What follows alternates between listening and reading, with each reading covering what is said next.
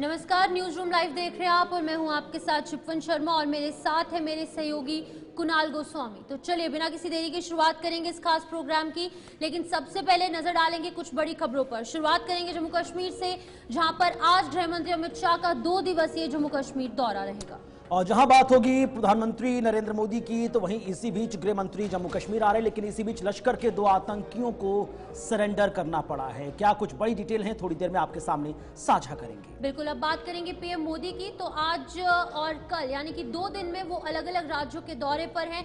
कहां पर किस तरीके से परियोजना का उद्घाटन किया जाएगा वो भी आप तक साझा करेंगे। इसी के साथ बात होगी बढ़ते कोरोना के कहर की, क्योंकि कोरोना एक बार फिर से डरा रहा है, सता रहा है। दिल्ली से लेकर तमिलनाडु, तमिलनाडु से लेकर गुजरात, गुजरात से लेकर अब पंजाब तक एक के बाद एक केसेस की संख्या बढ़ती जा रही है। बिल्कुल, इसी बीच उत्तराखंड की बात करेंगे। देवभूमि उत्तराखंड केदारनाथ धाम जो है लगातार नए आयाम छू रहा है और लगातार श्रद्धालुओं की संख्या बढ़ती नजर आ रही है। तो चलिए, ये थी कुछ बड़ी खबरें, बड़ी अहम सुर्खियां जिन पर की इस 1 घंटे में हम चर्चा करेंगे। लेकिन सबसे पहले बात होगी जम्मू कश्मीर के हवाले से, जहां पर की 2 दिवसीय दौरे पर केंद्रीय गृह मंत्री अमित शाह रहने वाले हैं। वो जम्मू कश्मीर के अलग अलग जगहों पर जाएंगे। खास तौर पर नजर रहने वाली है पुंछ पर, क्योंकि पुंछ में सबसे ज्यादा प्रभावित इलाके वहीं पर रहे हैं।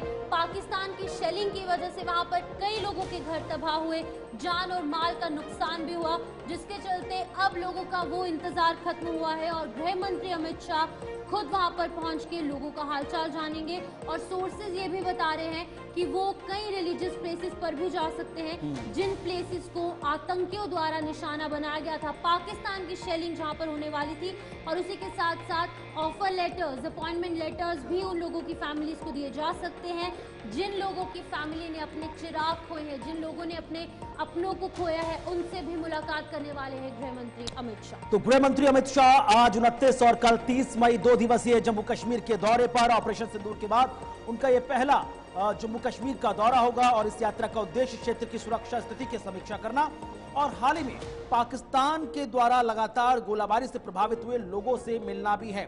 बड़ी बात, आज के कार्यक्रम को देखें तो शाम को जम्मू पहुंचने वाले हैं। इसके बाद गृह मंत्री अमित शाह राजभवन में एक उच्च स्तरीय सुरक्षा समिति की बैठक की अध्यक्षता करते नजर आएंगे। इस बैठक में जम्मू कश्मीर के उपराज्यपाल मनोज सिन्हा, अर्धसैनिक बल, पुलिस, नागरिक प्रशासन और खुफिया एजेंसियों के वरिष्ठ अधिकारी उनके साथ सीधा संवाद करते हुए नजर आएंगे। बात कल 30 मई पुंछ दौरे की करें तो अमित शाह पुंछ जिले का दौरा करेंगे कल, जो हाल ही में पाकिस्तान की गोलाबारी में सबसे ज्यादा प्रभावित रहा। सबसे ज्यादा जान और माल का नुकसान इसी क्षेत्र में हुआ था। कुल 14 नागरिकों की इस दौरान मौत हो गई थी। न सिर्फ वो इलाके का दौरा करेंगे बल्कि प्रभावितों से मिलेंगे, समस्याओं को समझेंगे। अब शाह जम्मू कश्मीर आ रहे हैं। इस पूरे विजिट के हाइलाइट्स क्या कुछ हैं वो आपके सामने टीवी स्क्रीन पर ग्राफिक्स के माध्यम से, जहां पर जम्मू कश्मीर के दौरे पर है गृह मंत्री अमित शाह, गृह मंत्री उपराज्यपाल मनोज सिन्हा के साथ समीक्षा बैठक करते हुए नजर आएंगे। तो बिल्कुल, इसी बीच आपको बता दें कि क्या कुछ स्केड्यूल्ड विजिट उनका है, जो उस हवाले से क्या क्या होगा। सेना, अर्धसैनिक बल, जम्मू कश्मीर पुलिस, सिविल प्रशासन, खुफिया एजेंसियां इन मीटिंग्स में शामिल होने वाली है। बिल्कुल, जम्मू कश्मीर विशेष रूप से जम्मू क्षेत्र में सुरक्षा स्थिति की समीक्षा की जाएगी और इस समीक्षा स्थिति की जो बैठक है इसी की अध्यक्षता खुद गृह मंत्री करते नजर आएंगे। 3 जुलाई से 9 अगस्त तक होने वाली श्री अमरनाथ जी की वार्षिक यात्रा को लेकर भी यहां पर चर्चा की जाएगी। अब अमरनाथ यात्रा की सुरक्षा को लेकर प्रमुखता से इसमें चर्चा होगी और बड़ी बात है क्योंकि देश भर से लाखों की तादाद में श्रद्धालु सीधे अमरनाथ बाबा के दर्शन करने आएंगे। लिहाजा यात्रा में सुरक्षा, श्रद्धालु की सुरक्षा को लेकर जो त्रिनेत्र कवच है वो तैयार किए गए हैं। न सिर्फ त्रिनेत्र कवच होगा बल्कि ड्रोन, सीसीटीवी, अर्धसैनिक बल और सेना के माध्यम से पूरे इलाके की सुरक्षा भी पैनी रखी जाएगी। गुफा तक जाने के 2 रास्ते, पहलगाम और बालटाल, दोनों पर सैनिकों की कड़ी नजर रहेगी। तकनीक और मानव दोनों स्तर से यहां पर सुरक्षा को अभेद बनाया जाएगा। सुरक्षित वातावरण में संपन्न कराने का जो जिम्मा है प्रशासन और सुरक्षा बलों के कंधे पर है, लिहाजा वहां पर वो अपने कर्तव्यों का निर्वहन कर रहे हैं। बिल्कुल, आपको बता दें कि बहुस्तरीय ग्रिड में जम्मू कश्मीर पुलिस, केंद्रीय अर्धसैनिक बलों द्वारा यहां पर तमाम चीजों पर नजर रखी जाएगी। आईटीबीपी, बीएसएफ, एसएसबी और सेना अपनी भूमिका का निर्वाह करेगी। और आपको ये भी बता दें कि पहलगाम आतंकी हमले के बाद सुरक्षा व्यवस्था पर चर्चाएं होंगी और इन चर्चाओं को कैसे धरातल पर उतारना है। अब मीटिंग्स में बातें तो होंगी, लेकिन इम्प्लीमेंटेशन कैसे होगा, ये सबसे बड़ा चैलेंज है, क्योंकि सिक्योरिटी जो है वो केंद्र सरकार के हाथ में है। एलजी मनोज सिन्हा इसके जिम्मेदार है, केंद्र सरकार इसकी जिम्मेदार है। सीएम उमर अब्दुल्ला ने भी यही कहा था, जिसके बाद कि केंद्रीय गृह मंत्री अमित शाह मजबूर हुए हैं जम्मू कश्मीर आने के लिए, क्योंकि 3 जुलाई से लेकर 9 अगस्त तक जो श्री अमरनाथ जी यात्रा होगी उसमें और ज्यादा सुरक्षा के कड़े इंतजाम किए जाने बहुत ज्यादा महत्वपूर्ण है, क्योंकि कहीं ना कहीं देश भर में और साथ ही साथ विदेश से भी लोग अमरनाथ जी यात्रा के लिए आते हैं। उनके जहन में डर जरूर है, डर का माहौल 22 अप्रैल के बाद बाईसरन में जब अटैक हुआ, 26 लोगों ने अपनी जान गंवाई, टूरिस्ट निहत्थे निर्दोष लोगों ने जान गंवाई, जिसके बाद कि ये अब दौरा होगा और घायलों और मृतकों के परिवारों से भी जो शाह है वो मिलने वाले हैं और नुकसान का जायजा लिया जाएगा। ऐलान पहले से हो चुका है कि नुकसान का जो मुआवजा है वो मिलेगा। लोगों के घर टूटे हैं और जिन लोगों ने अपने अपनों को खोया है उनकी जो फैमिलीज हैं उनको 10-10 लाख रुपए का मुआवजा स्टेट गवर्नमेंट की तरफ से, और नौकरी भी जो है वो उनकी फैमिलीज के एक-एक सदस्यों को जरूर दी जाएगी। बिल्कुल, तो आज शाम गृह मंत्री अमित शाह जम्मू कश्मीर के दौरे पर आ रहे हैं। आज से लेकर कल तक 29 और 30 मई 2 दिन का दौरा है। ना सिर्फ घायलों से मुलाकात करते नजर आएंगे कि उनके स्वास्थ्य में कितनी बेहतरी हुई है, जो लोग इस हादसे में मारे गए उनके परिजनों से भी मुलाकात होती हुई नजर आएगी, सांत्वना दी जाएगी, आर्थिक सहायता की बात की गई है। साथ ही साथ कहा जा रहा है कि आने वाले वक्त में इस तरह की क्रॉस शेलिंग में किसी भी आम नागरिक को नुकसान ना उठाना पड़े, लिहाजा हर स्तर पर सुरक्षा को ग्राउंड जीरो पर मजबूत किया जाएगा। तो चलिए इसी बीच आगे बढ़ जाएंगे, जहां पर अब बात शोपियान के हवाले से अगर की जाए तो शोपियान में जो है लगातार एक बड़ी कामयाबी हासिल हुई है। जम्मू कश्मीर के शोपियान से बड़ी खबर सामने आ रही है, सुरक्षा बलों के हाथ बड़ी सफलता लगी है। लश्कर के 2 आतंकियों ने सरेंडर किया है। आतंकियों के पास से हथियार भी बरामद हुए हैं।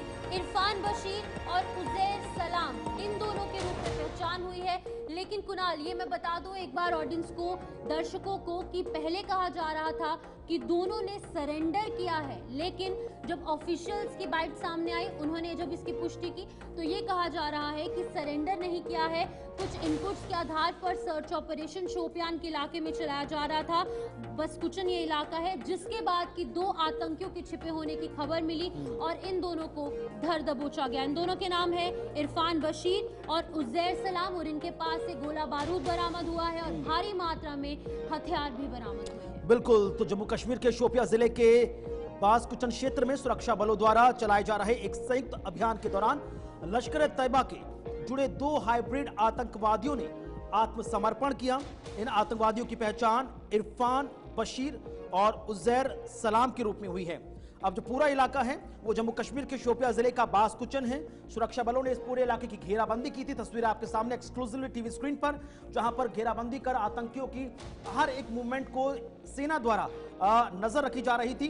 तेजी से और रणनीतिक कार्रवाई के चलते अब मुठभेड़ को टालते हुए 2 आतंकवादियों को आत्मसमर्पण यहां पर करना पड़ा। अब क्या कुछ बरामद हुआ है वो भी डिटेल आप देख लीजिए। 2 AK-56 rifles, 4 magazine, 102 round, 7.62/39 mm की बरामद हुई हैं। 2 हैंड ग्रेनेड बरामद हुए हैं, 2 पाउच, 5400 नगद बरामद हुए हैं। इसमें एक मोबाइल फोन, एक स्मार्ट वॉच और एक आधार कार्ड भी बताया जा रहा है, जो सैन्य बलों द्वारा बरामद किया गया है। अब दोनों के खिलाफ प्राथमिकी दर्ज हुई है और लगातार जो डिटेल इन्वेस्टिगेशन है उसको आगे प्रोसीड कर दिया गया है। तो यहाँ पर हम आपको शोपियान के हवाले से अपडेट कर रहे हैं। कश्मीर डिवीजन का शोपियान ये इलाका है जहां पर कि 2 आतंकियों को जो है वो फिलहाल के लिए पकड़ा गया है। शायद इरशाद हमारे साथ ज्वाइन हो चुके हैं शोपियान से। इरशाद, आपसे जानकारी लेना चाहूंगी। पहले इनिशियल रिपोर्ट्स की मानेंगे तो कहा जा रहा था कि इन दोनों ने सरेंडर किया है, लेकिन अब जब ऑफिशियली ये बातें सामने आ रही है एक-एक कर तो कहा जा रहा है कि इनपुट्स के आधार पर सर्च ऑपरेशन चलाया गया और सर्च ऑपरेशन के बाद इन दोनों को गिरफ्तार किया गया है। पूरी जानकारी दीजिएगा। देखिए, बिल्कुल मैं बात करूं इमाम साहब का एरिया बासकुचन में जो है कल शाम तकरीबन 8 बजे फौज को पुलिस को ये इत्तला मिलती है कि वहां पे कुछ मिलिटेंटों की आवाज आई। उसके बाद जो है बड़े पैमाने पे सर्च ऑपरेशन चलाया गया और मैं आपको बता दूं ये ऑपरेशन रात के 3 बजे तक कंटिन्यूअसली जो है जारी रहा और जिस घर में ये जो 2 मिलिटेंट हाइब्रिड मिलिटेंट जिनका ताल्लुक LTTE से है और जो ही अंदर उसको घर के आंगन में आए तो उन्होंने बिल्कुल कुछ नहीं था विचार डाला है। कहीं ना कहीं जो मैं ये कहूँ कि पहले से ही इंफॉर्मेशन थी, यहाँ के फौज और यहाँ के पुलिस को ये इंफॉर्मेशन थी नहीं थी यहाँ पे कुछ जो है मिलिटेंट जो है छुपे हो सकते हैं। उसके बाद जो है उनके पास दो AK-47 कुछ जो है राउंड और कुछ कैश भी जो है जब्त किया गया। कहीं ना कहीं आपको बता दो ये बड़ी कामयाबी है फौज और पुलिस के लिए। जी बिल्कुल। अब जब बशीर को और उजैर को गिरफ्तार किया गया है तो क्या उम्मीद की जाए कि जो इनसे इन्वेस्टिगेशन आगे प्रोसीड की जाएगी, बाकी आतंकी मॉड्यूल्स पर भी और ज्यादा डिटेल इंफॉर्मेशन सेना के पास होगी, उस हिसाब से ऑपरेशंस को आगे एग्जीक्यूट किया जाएगा? क्योंकि कहा जा रहा था कि बीते दिनों ऑपरेशन सिंदूर के बाद जो क्रॉस बॉर्डर फायर हुआ उस दौरान पाकिस्तान की तरफ से कई आतंकियों की घुसपैठ हुई है। देखिए बिल्कुल, मैं आपको बता दूं हाल ही में एक वीडियो वायरल हुआ है। एक फैमिली ये जो है अपील, उनकी अपील ये रही है कि हमारा एक बेटा है, उन्होंने जो है मिलिटेंट जो है सफू में वो ज्वाइन होते। बिल्कुल ये वो वीडियो जो है शोपियान में ही जो है शूट किया गया है।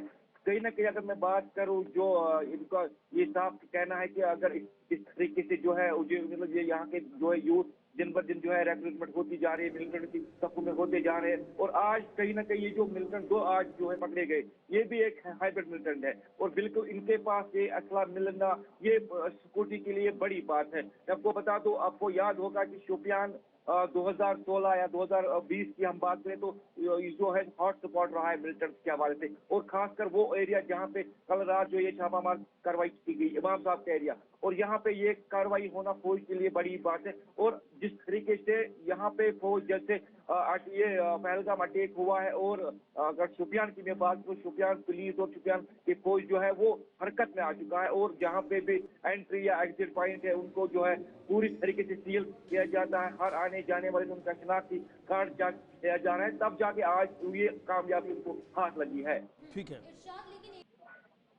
इम्पोर्टेंट है। अब देखिए इन दोनों को तो पकड़ा गया है, अब जैसे कुणाल ने कहा कि और भी जो इनके साथ इन्वॉल्व लोग हैं उनका भी भांडाफोड़ होगा, उनकी भी गिरफ्तारियां होंगी। लेकिन अब क्योंकि इनसे इतना ज्यादा मात्रा में गोला बारूद बरामद हुआ है, हथियार बरामद हुआ है, तो ये हम अंदाजा लगा सकते हैं कि आने वाले वक्त में हो सकता था अगर ये गिरफ्तार ना होते तो कोई बड़ा जो अटैक है या फिर जो बड़ी घटना है कश्मीर डिवीजन में या फिर जम्मू में, पूरे जम्मू कश्मीर में कुछ ये बड़ा कर सकते थे। क्योंकि AK-56 राइफल्स बरामद हुई है, 105 राउंड AK-47 के जो है वो भी बरामद हुए, हैंड ग्रेनेड्स इनसे मिले हैं। देखिए जिस तरीके से मैंने ये दोहराया कि बड़ा कुछ होने वाला था, मगर जहां फौज और पुलिस ने यहाँ पे ये जो है OUW को दो पकड़ा है, मगर कहीं ना कहीं अगर आज की मैं बात करूँ, इनको पहले जो है पुलिस स्टेशन जैनापुरा लाया गया, उसके बाद GPL शोपियान में इनकी जो है पूछताछ किया जा रहा है। और ये जो सामान है वो आया कहाँ से, ये जो फोन है वो आया कहाँ से, और अभी जो है इसका पूरी तरीके से एजेंसी जो है वो अपना काम कर रहे हैं। और लगता है कि ये जो है ये जो WW का बड़ा नेटवर्क है, और कहीं ना कहीं ये जो इलाका है बिल्कुल इमाम साहब का है, और भी इसमें हो सकते हैं। जी चलिए, शुक्रिया आपका हमारे साथ सीधे लाइव जुड़ने के लिए, ग्राउंड जीरो से तमाम अपडेट साझा करने के लिए। इसी बीच आगे बढ़ रहे रुक कर रहे एक और बड़ी महत्वपूर्ण खबर की तरफ, क्योंकि अब सबकी निगाहें प्रधानमंत्री के दौरे को लेकर रहेंगी, जहां पर आज से 3 राज्य के दौरे पर है प्रधानमंत्री नरेंद्र मोदी। सिक्किम के बाद प्रधानमंत्री का पश्चिम बंगाल का दौरा है, और सिक्किम पश्चिम बंगाल के बाद 2 दिवसीय बिहार दौरे पर भी जा रहे हैं प्रधानमंत्री नरेंद्र मोदी। बिहार में रात्रि विश्राम होगा और उसके बाद यूपी के कानपुर का भी दौरा करते हुए नजर आएंगे, जिसकी तैयारियां बहुत बड़े स्तर पर काफी समय पहले से की जा रही है। तो बिल्कुल आपको बता दें कि एक के बाद एक अलग अलग राज्यों के दौरे पर PM मोदी हैं। पहले हमने देखा 2 दिन वो गुजरात में रहे, उसके बाद वो सिक्किम आए, उसके बाद अब वो पश्चिम बंगाल जाएंगे, आज रात को बिहार में वो ठहरेंगे, उसके बाद कल कानपुर उत्तर प्रदेश में भी पहुंचेंगे। तो काफी महत्वपूर्ण दौरे माने जा रहे हैं, सबकी नजर इन दौरों पर है, क्योंकि एक के बाद एक बड़े तोहफे जो है अलग अलग स्टेट्स को। और रूपाली शिपन, अगर आप पिछले थ्रू आउट 1 वीक को देखें तो प्रधानमंत्री नरेंद्र मोदी ना सिर्फ अगर आप इन दौरों को देखें, सिक्किम का, बिहार का, यूपी का, इससे पहले आप देखिए प्रधानमंत्री ऑपरेशन सिंदूर के बाद पंजाब के आदमपुर एयरबेस गए थे, उसके बाद वो राजस्थान के बीकानेर का दौरा करते नजर आए, उसके बाद प्रधानमंत्री सीधे भुज गए गुजरात के। अब यहां पर कहा जा रहा है कि सिक्किम का दौरा, देन आप उसके बाद बिहार के 2 दिवसीय दौरे, यूपी का कानपुर का दौरा, तो उत्तर भारत के साथ साथ सेंट्रल इंडिया को किस तरह से आगे लीड लेना है, वहां तक अपनी पहुंच कैसे बनानी है। प्रधानमंत्री सिर्फ प्रधानमंत्री ना रहकर प्रधान सेवक कहलाए, उनके बीच रहे, ये एक कलाकारी है, एक बेहद खास कदम है जो प्रधानमंत्री द्वारा समय समय पर उठाया जाता रहा है कि एक हफ्ते के अंदर आपने ऑलमोस्ट 7 से 8 स्टेट्स को अलग अलग विजिट कवर किया है और जहां जहां आप गए हैं वहां पर आपने लाखों करोड़ों की सौगात देशवासियों को सपुर्द की है, जो बताती है कि नेशनल डेवलपमेंट एक तरफ, आम जनता तक प्रधानमंत्री की पकड़ एक तरफ। तो बिल्कुल आपको बता दें कि किस तरीके से विश्राम जो है वो आज बिहार में किया जाएगा और कई करोड़ रुपए के प्रोजेक्ट्स का शिलान्यास लोकार्पण भी किया जाएगा।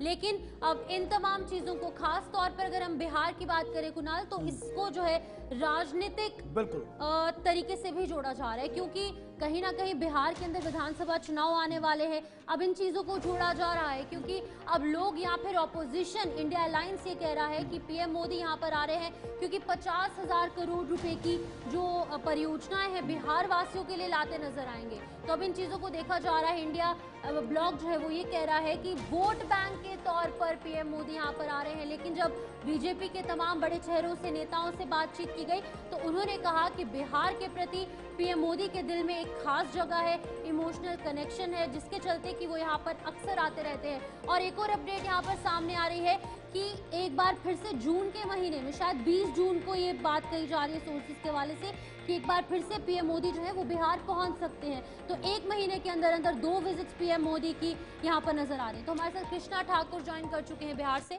उनसे जानेंगे। आपसे जानूंगी कृष्णा, किस तरीके से देखते हैं तमाम अलग अलग जगहों के दौरे पीएम मोदी कर रहे हैं, सिक्किम, गुजरात, वेस्ट बंगाल, बिहार और फिर उत्तर प्रदेश, कैसे देखते हैं इन तमाम चीजों को? एक एक कर जानकारी दीजिए और स्केड्यूलिंग किस तरीके से रहेगी तमाम स्टेट्स की? बिल्कुल, जिस तरह से प्रधानमंत्री मोदी का बात करें तो बिहार इलेक्शन से पहले, बिहार विधानसभा इलेक्शन से पहले ये 5 महीने में चौथा दौरा है और बिहार को एक से एक अलग अलग सेक्टर का जो सौगात है उन दिया जा रहा है। दरभंगा में एम्स की बात हुई, पटना में आज वो आके जैसे ही पटना आएंगे तो जो इंटरनेशनल टर्मिनल का जो बना है वहाँ उद्घाटन करेंगे और बिहटा में भी एक नई जो एयरपोर्ट बनने वाली है उसका भी वहाँ से वो शिलान्यास करेंगे। मैं बता दूं आपको कि चूंकि ये चुनावी वर्ष है बिहार के लिए, तो कहीं ना कहीं मोदी जी का दौरा चुनाव को भी कहीं ना कहीं इम्पैक्ट करेगा और उससे बीजेपी और एनडीए की खेमे को कहीं ना कहीं बिल्कुल कहीं ना कहीं ये चुनावी दौर है तो बीजेपी के लिए, एनडीए के लिए महत्वपूर्ण और जो भी उसके घटक दल हैं उनके साथ जो भी नेता हैं उनको कहीं ना कहीं एक मनोबल मिलता है और ये योजना के साथ आने के बाद कहीं ना कहीं ये बात करने में। अब कृष्णा, बड़ी बात है कि 2005 से नीतीश बाबू बिहार के मुख्यमंत्री की कुर्सी पर बैठे हुए हैं। 10 साल तक बीजेपी के साथ एनडीए के नेतृत्व में सरकार चलाई, सुशील कुमार मोदी डेप्यूटी सीएम रहे। उसके बाद हमने देखा 2015 के आसपास फिर लालू प्रसाद यादव के नेतृत्व में नीतीश कुमार सरकार बनाते नजर आए, डेप्यूटी सीएम की भूमिका में तेजस्वी यादव नजर आए। फिर वो बीजेपी के पास चले गए, फिर लौट के फिर वो अब आरजेडी के पास आए। अब वो फिर 2024 के लोकसभा चुनाव से पहले वो बीजेपी के साथ गए। अब देखिए किस तरह से तमाम समीकरण बदले हुए हैं। बीजेपी यानी कि एनडीए का मुकाबला जब इंडिया अलायंस से हो रहा है, जिसमें आरजेडी है, जिसमें कांग्रेस है, जिसमें लेफ्ट है, कितना क्या पेचीदा है? एंटी इनकम्बेंसी काम करती हुई नजर आएगी या फिर प्रधानमंत्री की उपस्थिति इस एंटी इनकम्बेंसी को प्रो इनकम्बेंसी में तब्दील कर देगी?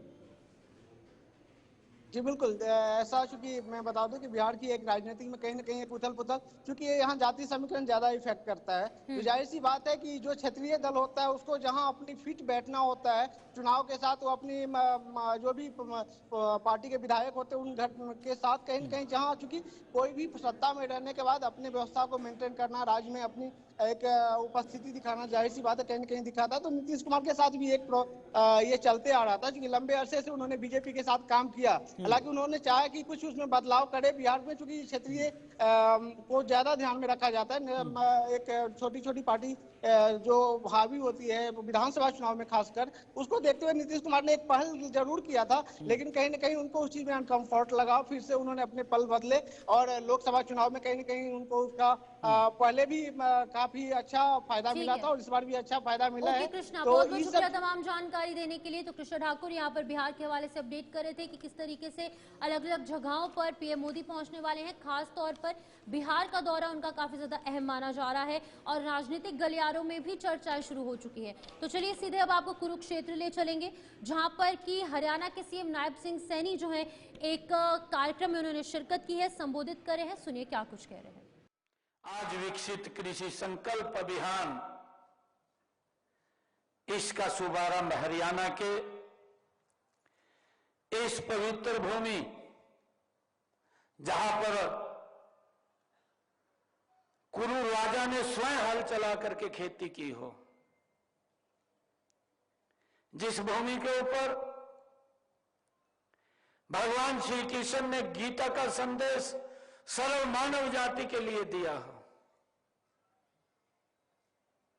जिस भूमि के ऊपर बलराम जी जैसा महान व्यक्ति जो हर समय अपने कंधे के ऊपर हल उठा करके, उस भूमि से आज इस विकसित कृषि संकल्प अभियान का शुभारंभ हो रहा है। मैं सभी किसान भाइयों को मैं आज इस अभियान के शुभारंभ के अवसर पर बहुत बहुत बधाई देता हूं, शुभकामनाएं देता हूं। आप सबको दोनों हाथ जोड़ करके राम राम करता हूं। मुझे खुशी है कि आज का जो ये शुभारंभ है, मेरे किसान को मजबूत और सशक्त करने में आदरणीय प्रधानमंत्री जी ने, मोदी जी ने जो सपना देखा है, यह मील का पत्थर साबित होगा। मेरे किसान को बड़ा लाभ मिलेगा। मैं सभी अन्नदाताओं को वंदन भी करता हूं, आप सबका अभिनंदन भी करता हूं। हाथों में हल, हाथों में हल, आंखों में सपना, सीने में गर्व अपार, खेतों की हर हरियाली में बसता उनका संसार। मुझे खुशी है कि मैं सभी किसानों की मेहनत, धैर्य और समर्पण से ही भारत के खाद्यान्न उत्पादन में ये भारत आत्मनिर्भर बना है। मुझे ये भी खुशी है कि कृषि हरियाणा की रीढ़ की हड्डी है। कृषि हमारे जीने की एक राह है। कृषि एक धर्म है, कृषि एक कर्तव्य है। मैं धन्यवाद करता हूं देश के यशस्वी प्रधानमंत्री आदरणीय नरेंद्र मोदी जी का, भारत सरकार के कृषि मंत्री शिवराज सिंह चौहान जी का, जिन्होंने 8 मई 2025 को खरीफ अभियान में एक दिवसीय राष्ट्रीय कृषि सम्मेलन वो किया था। उसमें भारत के सभी कृषि मंत्री आमंत्रित किए थे, सभी अधिकारियों को उसके अंदर बुलाया गया था। मुझे खुशी है कि इस एक दिवसीय राष्ट्रीय कृषि सम्मेलन में हरियाणा राज्य की तरफ से हमने अपने माननीय कृषि मंत्री श्याम सिंह राणा जी को और कृषि विभाग के हमारे अधिकारियों को हमने उसके अंदर भेजा था, उन्होंने भाग लिया था। मुझे खुशी है कि इस सम्मेलन में कृषि मंत्री भारत सरकार द्वारा एवं भारतीय कृषि अनुसंधान परिषद के सभी वैज्ञानिकों ने विकसित कृषि संकल्प अभियान की एक रूपरेखा तैयार की थी। मुझे खुशी है इस बात की। आज इस विकसित कृषि संकल्प अभियान को और सदैव और क्रियान्वयन करने हेतु इस कुरुक्षेत्र की पवित्र भूमि, इस पवित्र स्थली से इस अभियान का आगाज हो रहा है। मुझे इसकी बड़ी खुशी है। इसके लिए आप सबको मैं बहुत बहुत बधाई देता हूं, शुभकामनाएं देता हूं। हम सभी इस अभियान के शुभारंभ पर जहां एकत्र हुए हैं, यह सिर्फ एक कार्यक्रम नहीं है, बल्कि यह एक जन आंदोलन है जो किसानों को ज्ञान, नवाचार और तकनीक से सशक्त बनाने की दिशा में ये महत्वपूर्ण साबित होगा।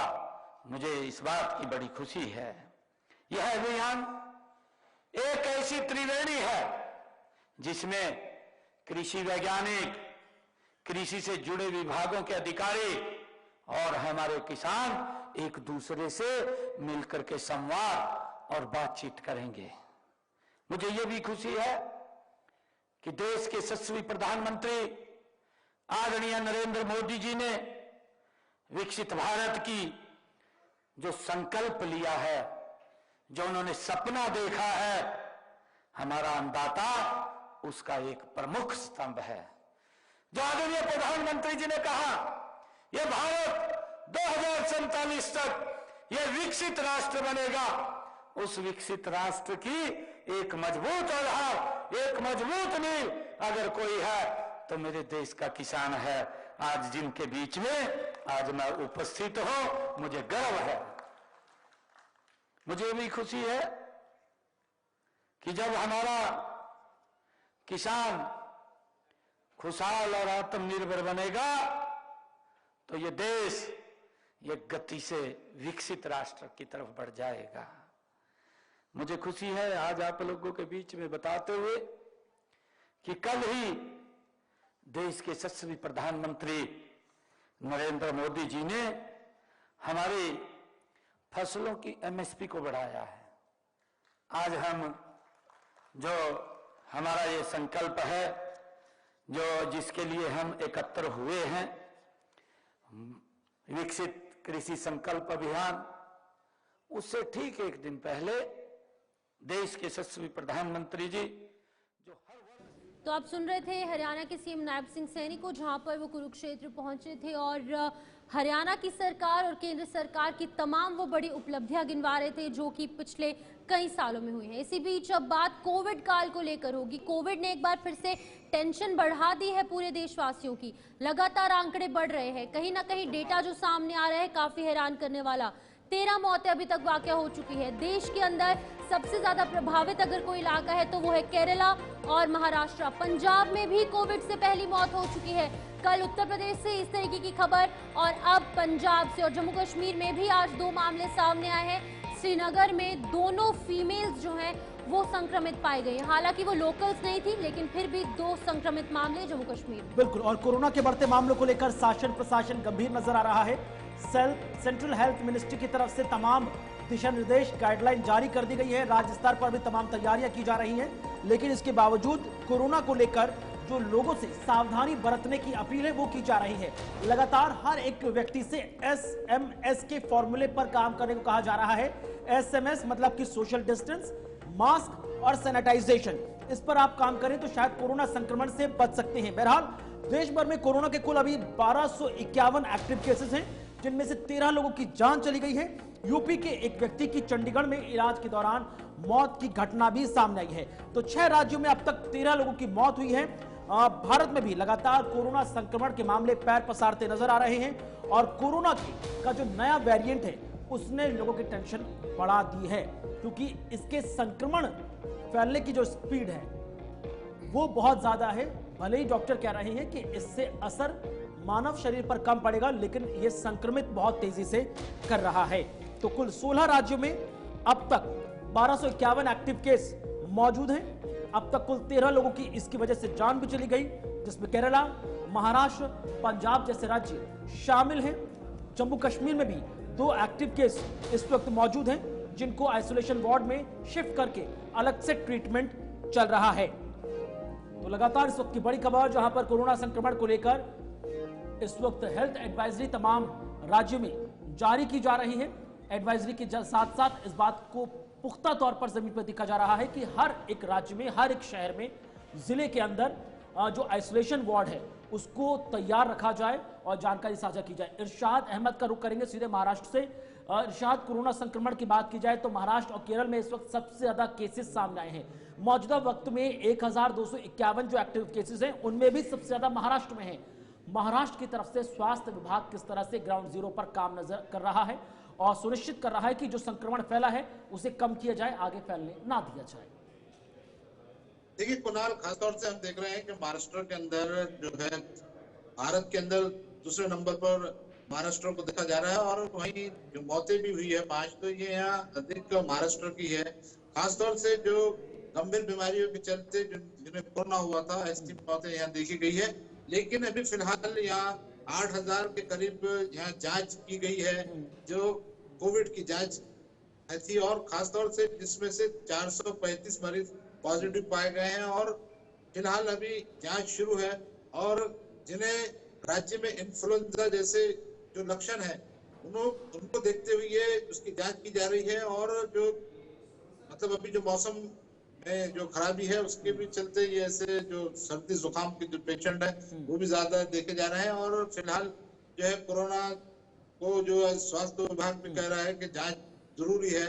जब महाराष्ट्र की बात होती है, शायद इकोनॉमिक कैपिटल है, देश की आर्थिक राजधानी है। हर रोज लाखों की तादाद में लोग अपने व्यवसाय को लेकर महाराष्ट्र का दौरा करते हैं। लिहाजा रेलवे स्टेशन से लेकर बस स्टेशन से लेकर एयरपोर्ट तक किस तरह से तमाम दिशा निर्देश जारी किए गए हैं और उनका पालन हो रहा है?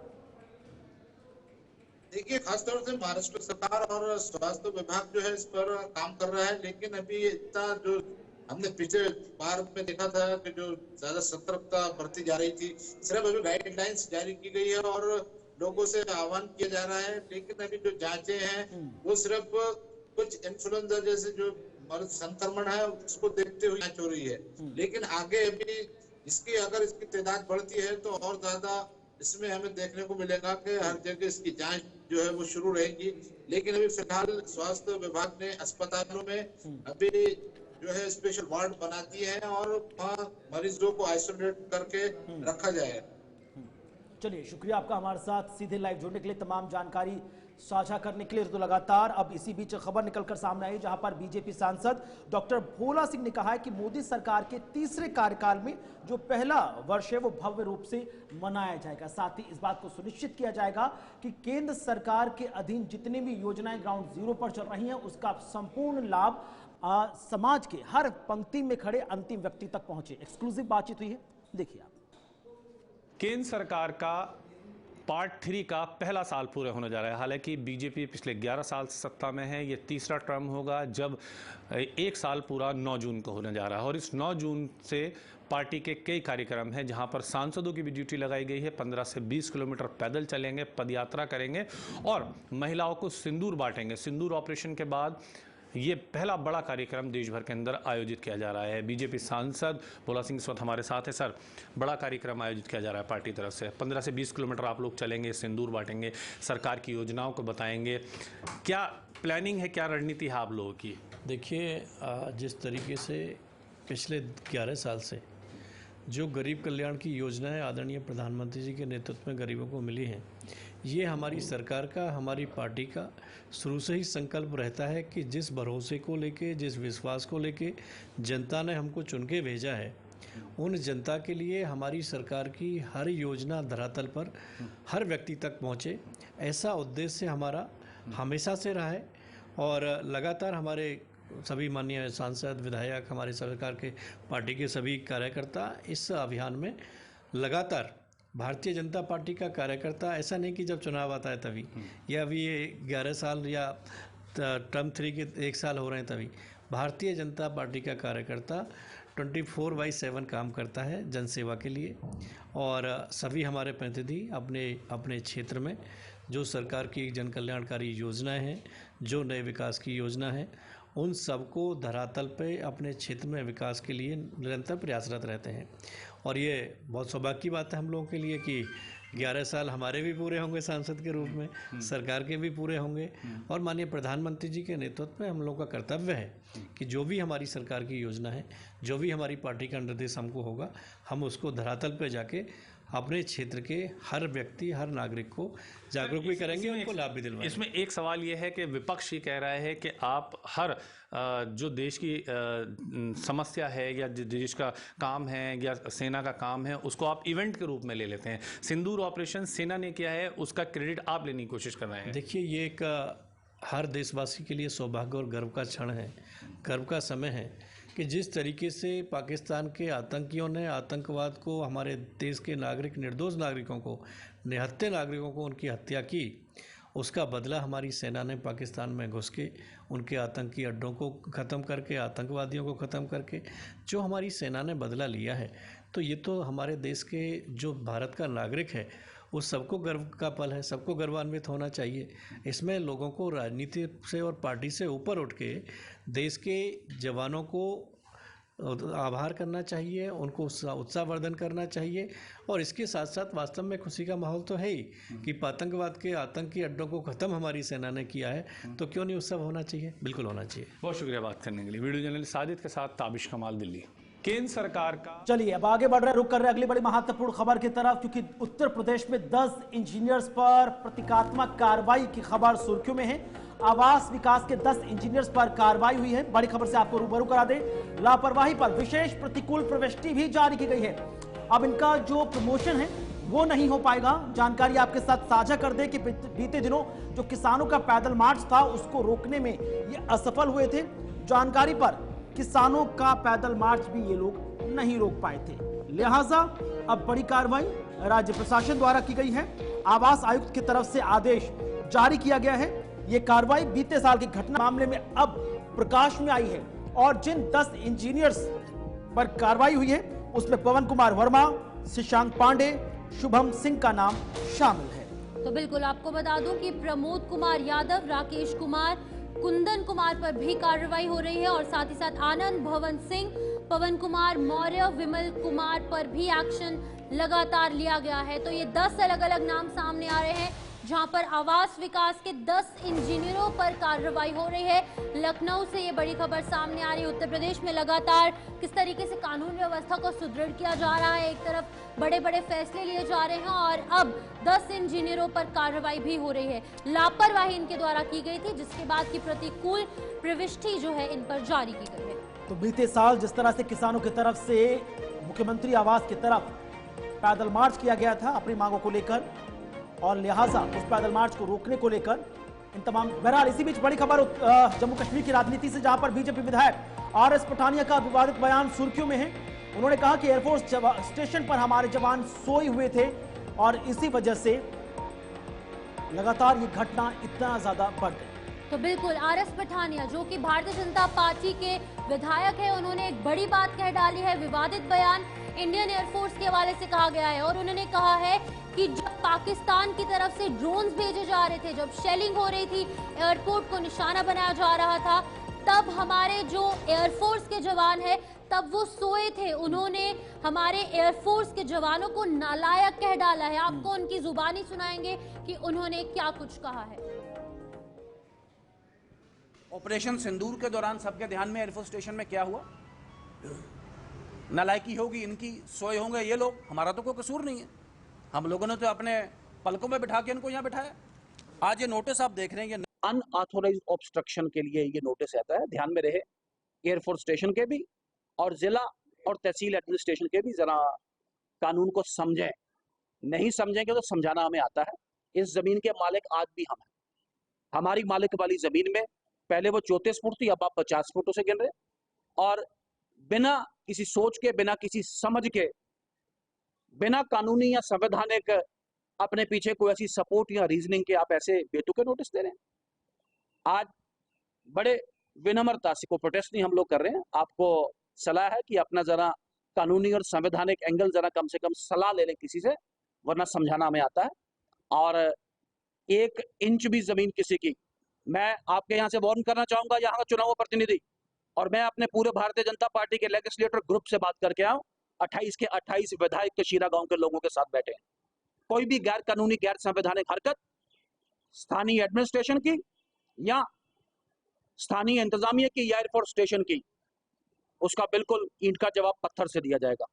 आप कानून के दायरे में रहें, आप संविधान के दायरे में रहें। हम राष्ट्रवादी लोग हैं, हम कॉपरेट और हम सपोर्ट करना चाहते हैं, लेकिन कृपा करके कोई हिमाकत, कोई शरारत या कोई बचपन मत दिखाना। यहाँ पे जो काम करना है वो आप कर नहीं रहे। इलीगल माइनिंग इस जिला उधमपुर में दिन दहाड़े चल रही है। मैं पूछना चाहूंगा प्रशासन को, क्या वो 152 के दायरे में नहीं आती? लैंड ग्रैबिंग, गरीब लोगों की जमीन पकड़ पकड़ के जो प्रॉपर्टी डीलर ने तमाशा बना के रखा है उनको, और वो आपके दायरे में आती नहीं। लेकिन गरीब लोगों को, आम आदमियों को, एक शरीफ नागरिक को आप परेशान करेंगे, प्रताड़ित करेंगे, टच करेंगे, और इस तरीके से, इस नोयत से, इस एंगल से, जिसका ना को सिर ना को पैर, मैंने कहा ना जिसकी को कानूनी ना को संवैधानिक रीजनिंग। का बयान जिसे लगातार सुर्खियां हैं, लेकिन अब आरएस पठानिया की तरफ से स्टेटमेंट आया है कि उनके बयान को गलत संदर्भ में देखा गया, बयान को गलत तरीके से तोड़ मरोड़ कर पेश किया गया, जिसकी वजह से इस तरह से ऑब्जेक्शंस उन पर उठ रहे हैं। उन्होंने साफ स्पष्ट कहा है कि वो जो अपनी पूरी बात है वो अधिकृत जो इलाका है उसको लेकर कह रहे थे, लेकिन उस बयान को इंडियन एयरफोर्स और जवानों के साथ जोड़ देना ये कहीं से भी उचित नहीं है। तो बिल्कुल आपको बता दें कि अब जहां पर मीडिया में या फिर कुछ ऑपोजिशन पार्टीज द्वारा इस तरीके से इनके बयान को पेश किया गया, लेकिन वहीं पर दूसरी तरफ जब आरएस पठानिया ने अपना पक्ष रखा, सीधे तो इस वक्त हमारे साथ एक्सक्लूसिव फोन लाइन पर भारतीय जनता पार्टी से विधायक आरएस पठानिया जी जुड़ रहे हैं। सर स्वागत, शुक्रिया आपका रिसेंट स्टेटमेंट लगातार इस वक्त नेशनल हेडलाइंस में है। अब ये चीज निकलकर सामने आई है कि उस बयान को गलत संदर्भ में देखा गया। सीधे जो इस वक्त पूरे जेके मीडिया की आवाम आपको सुन रही है, क्या कहना चाहेंगे? बयान किस तरह से आपने दिया था और किस तरह से ले लिया गया? पठानिया साहब, आवाज पहुंची सर आप तक?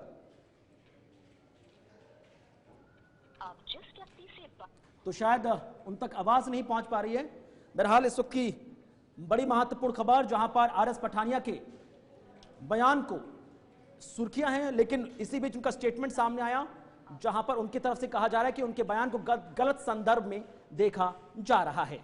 तो बिल्कुल आपको बता दें कि भारतीय जनता पार्टी के विधायक है, काफी हमेशा से सुर्खियों में रहे हैं, अच्छा काम कर चुके हैं लोगों के लिए, लोगों के अंदर इनका अच्छा होल्ड है, लेकिन इस तरीके का जब इनका बयान सामने आया तो कहीं ना कहीं नेशनल मीडिया की हेडलाइंस में सामने आ गए। हालांकि इन्होंने अपना पक्ष रखा है कि जिस संदर्भ में इन्होंने कहा था उसके बिल्कुल ऑपोजिट संदर्भ में लिया गया। इन्होंने जो है उस संदर्भ में नहीं कहा था, यानी कि इन्होंने इंडियन एयरफोर्स के जवानों पर कोई विवादित बयान नहीं दिया है। अब ये हमारे साथ थोड़ी देर में हमारे साथ फोन लाइन के माध्यम से ज्वाइन करेंगे, लेकिन अभी फिलहाल आपको बता दें कि इनकी जो स्टेटमेंट वायरल हो रही है उसमें इन्होंने कहा है कि जवान जो है वो सोए थे और उनकी नालायकी की वजह से एयरपोर्ट पर जो है हमला करने की कोशिश पाकिस्तान की तरफ से की गई। लेकिन अब इस पूरी स्टेटमेंट को किस तरीके से तोड़ और मरोड़ कर सामने रखा गया, ये एक बहुत ही बड़ी बात सामने आ रही है। अब इन्होंने अपना पक्ष रख दिया है, अब किस तरीके से इसको पेश किया जाएगा वो देखने वाली बात होगी। लेकिन भारतीय जनता पार्टी विधायक आरएस पठानिया ने विवादित बयान जरूर दिया है, लेकिन अब क्या इसे एक अलग एंगल से लेने की कोशिश की गई है या फिर इनका वही मतलब था, वो हम इन्हीं से जानेंगे थोड़ी। लेकिन अभी फिलहाल इन पर लगातार चर्चाएं जो है वो बाजार गर्म हो चुका है, ऑपोजिशन इनके खिलाफ है और ऑपोजिशन बिल्कुल अब कांग्रेस से लेकर आम आदमी पार्टी एक्शन मोड में नजर आ रही है, लगातार माफी की मांग की जा रही है सेना से, आम जनता द्वारा, क्योंकि लगातार ये इस बयान का जो नेगेटिव नैरेटिव है वो अपोजिशन के माध्यम से ही फैलाया जा रहा है। आरएस पठानिया भले ही अब तमाम तरह के स्पष्टीकरण देते नजर आए, लेकिन बैठे बिठाए अपोजिशन को मुद्दा ये जरूर मिल गया है। अब देखना बेहद खास है कि इस पूरे मामले को लेकर जो क्लेरिफिकेशन है बीजेपी एमएलए आरएस पठानिया की तरफ से, वो आम जनता को कितना कन्विंस करता हुआ नजर आएगा। तो इस वक्त की बड़ी खबर और इसी पर हमारे साथ एक्सक्लूसिव बातचीत के लिए भारतीय जनता पार्टी से विधायक आर एस पठानिया जी जुड़े हैं। सर स्वागत, शुक्रिया आपका। सर स्टेटमेंट लगातार कंट्रोवर्शियली वायरल हो रहा है। अब कहा यह जा रहा है आपके माध्यम से कि आपका बयान किसी अलग संदर्भ में था और अपोजिशन ने इसको अलग संदर्भ में मिसलीड किया है।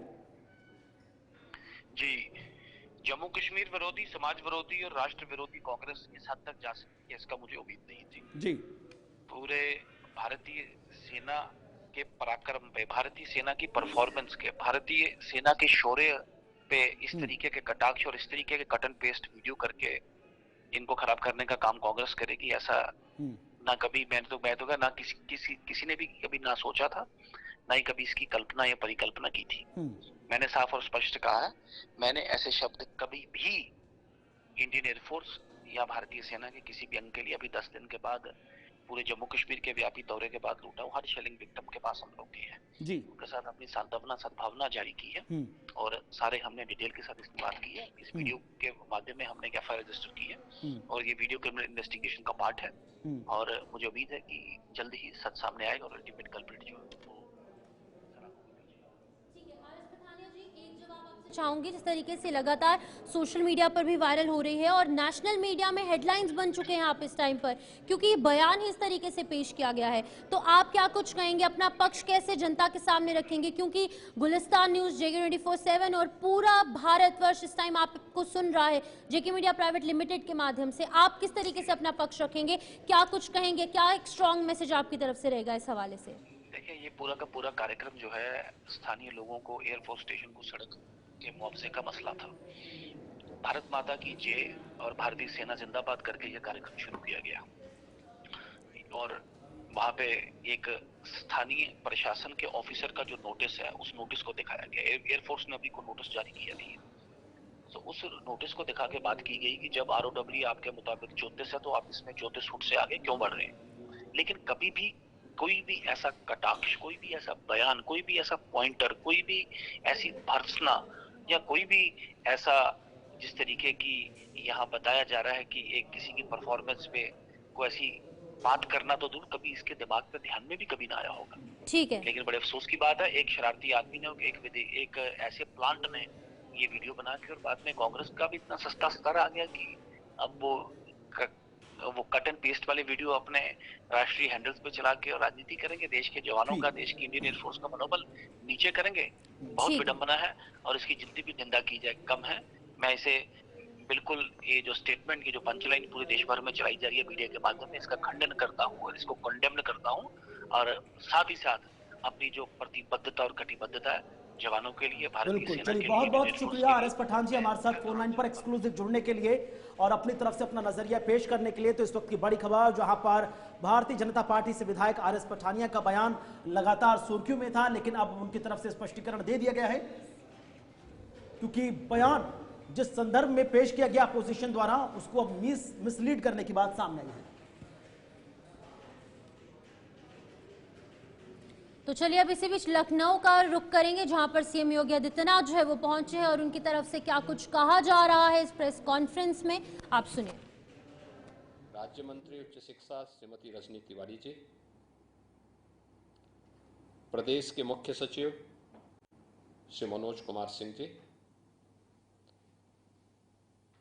Deputy high commissioner Australia his excellency mister Nick McCaffrey, deputy vice chancellor Monash University professor Peg Jeffrey, deputy dean doctor Greg Joseph, minister counsellor education and research mister George थाइबोस, counsellor economic mister Clarke, professor Manisha Priyam ji, Uttar Pradesh सरकार के उच्च शिक्षा के प्रमुख सचिव Shri MP Agarwal जी और गौतम बुद्ध विश्वविद्यालय के कुलपति professor Rana Pratap Singh ji,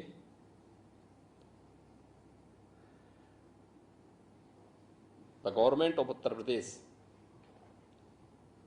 warmly welcome all the esteemed representatives of Monash University,